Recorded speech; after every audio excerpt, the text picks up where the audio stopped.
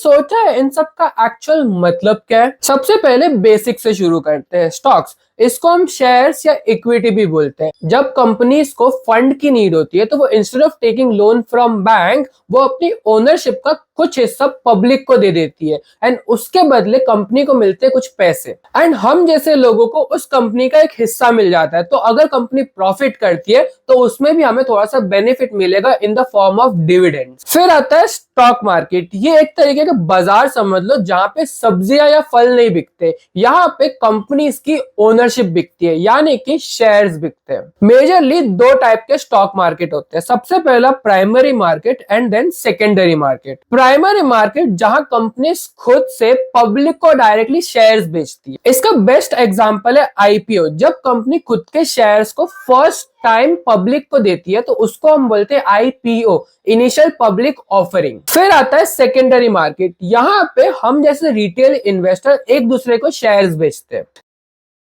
जैसे अगर आपको कार खरीदना है तो आप कोई ना कोई शोरूम में जाओगे, वैसे ही ये स्टॉक एक्सचेंज है। तो अगर आपको शेयर्स खरीदने हैं तो आप स्टॉक एक्सचेंज के पास जाओगे। इंडिया में दो बड़े स्टॉक एक्सचेंज है। सबसे पहला NSE and BSE. NSE national stock exchange, ये रिफर करता है निफ्टी 50 इंडेक्स को and BSE Bombay stock exchange, ये रिफर करता है सेंसेक्स को। इंडेक्सिंग ये क्या होता है?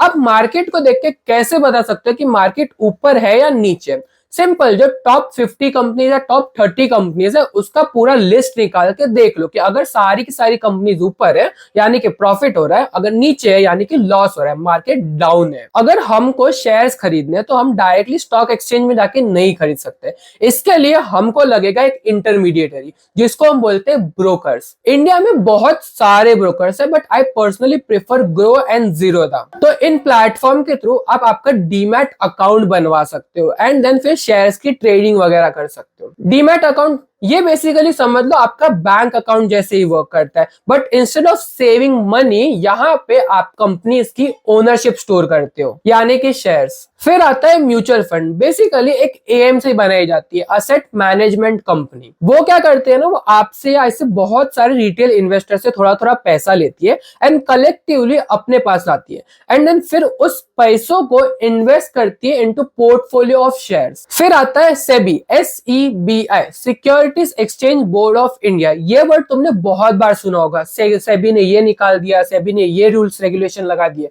तो ये बेसिकली एक अथॉरिटी है जो सारी चीजों को मैनेज करती है, गवर्न करती है।